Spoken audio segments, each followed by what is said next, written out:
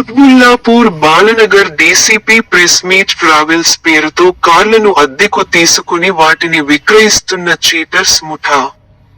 కార్ల యజమానుల ఫిర్యాదుతో ప్రధాన చీటర్ విశ్వఫణీంద్రను అదుపులోకి తీసుకున్న పోలీసులు. మరో ముగ్గురు నిందితులు రమణ, సత్యనారాయణ, వెంకటేష్ పరారీ.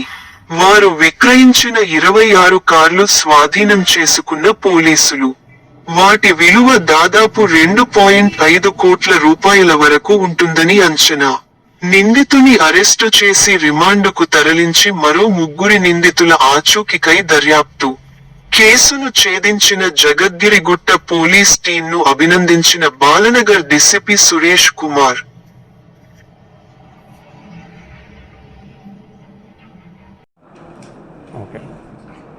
27వ తారీఖు జనవరి నెల 2025న మా జగద్గిరిగుట్ట పోలీస్ స్టేషన్కి ఒక కంప్లైంట్ వచ్చింది.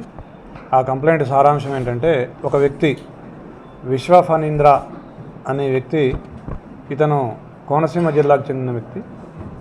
ఇతను రెంటల్ పర్పస్లో కార్లు తీసుకొని సెల్ఫ్ డ్రైవింగ్ కార్లు అనే ఒక కంపెనీ పెట్టి దానికోసం మా కార్లు తీసుకున్నాడు. నెల లీజ్ అమౌంట్ ఇస్తా అన్నాడు. ఇవ్వకుండా ఇప్పుడు మా కార్లు కూడా లేవు, అతను కూడా కనిపించకుండా ఆఫీస్ మూసివేసిపోయినాడని చెప్పేసి కంప్లైంట్. మేము crime number 86/25 under section 318 subsection 4, 316 subsection 2, 351 subsection 2 BNS కింద జగద్గిరిగుట్ట పోలీస్ స్టేషన్లో ఒక కేసు నమోదు చేసినాము. దాని తర్వాత ఇంకొక 2 కేసులు కూడా crime number 90 and crime number 101 same sections తోటి చేయడం జరిగింది. ఈ కేసుల సారాంశం ఏంటంటే, ఒక మొత్తం 32 వెహికల్స్, దాంట్లో ఒక ఇన్నోవా, ఒక 3 ఎర్టిగా మారుతి, అదేవిధంగా మారుతి స్విఫ్ట్ డిజైర్ ఒక 13, బ్రెజా 1, బ్యాలెనో 1, హుండాయ్ i20 1, ఇలాగా మొత్తం 32 కార్లు మొత్తం మా కార్లు ఇతను తీసుకొని వీటిని ఎక్కడో అమ్మేసినాడు, లేదంటే కుదవబెట్టినాడు. ఇప్పుడు మా కార్లు కూడా లేవు, మాకు నెల ఇస్తామన్న అమౌంట్స్ కూడా ఇవ్వట్లేదని చెప్పేసి ఒక మొత్తం 28 మంది వచ్చి మాకు కంప్లైంట్ చేయడం జరిగింది. దాని మీద 3 ఎఫ్ఐఆర్లు చేసినాము.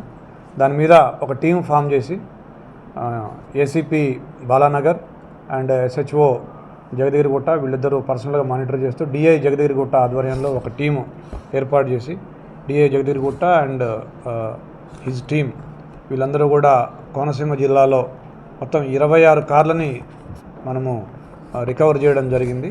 వీటి విలువ దాదాపుగా 2 కోట్లు. ఈ కేసులో ఈ విశ్వఫణీంద్ర అనే వ్యక్తి, అదేవిధంగా రమణ, సత్యనారాయణ, వెంకటేష్ అనేవాళ్ళు మొత్తం 4 వ్యక్తులు మనకి ఇందులో అక్యూజ్డ్. దీంట్లో ఈ విశ్వఫణీంద్ర మనకి కస్టడీలో ఉన్నాడు, మిగతా వాళ్ళు 3 అబ్స్కానింగ్లో ఉన్నారు. వీళ్ళందరూ కూడా ఇతనికి సపోర్ట్గా, ఇతని ఫ్రెండ్స్, ఇతని రిలేటివ్స్, ఒక అతను సూపర్వైజరు,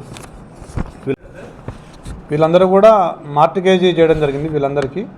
సో వీళ్ళందరూ ఇంకొకటి ఏంటంటే, ఎస్పెషల్లీ ఎవరైతే ఇప్పుడు ఇందులో అయితే కారు ఓనర్సు, నార్మల్గా అయితే సామాన్య ప్రజలు ఎవరైతే డిపాజిటర్స్ ఎవరైతే ఎక్కువ వడ్డీలకి ఇచ్చి ఎక్కువ వడ్డీలు వస్తాయని చెప్పేసి, లేదంటే ట్రేడింగ్లో లాభాలు పొందొచ్చు అని చెప్పేసి, లేదంటే ఓవర్ నైట్గా ఇవాళ 1,00,000 పెడితే రేపటికి 1,50,000 వస్తాయి, లేకపోతే 1 మంత్లో 2 లక్షలు వస్తాయి, ఇట్లా ఆలోచించే వాళ్ళందరికీ పోలీస్ తరఫున మా సలహా ఏంటంటే, ఎప్పుడు కూడా ఓవర్ నైట్ లాభాలు వస్తాయని చెప్పేసి మీరు ఎప్పుడూ దురాశ పొందొద్దు.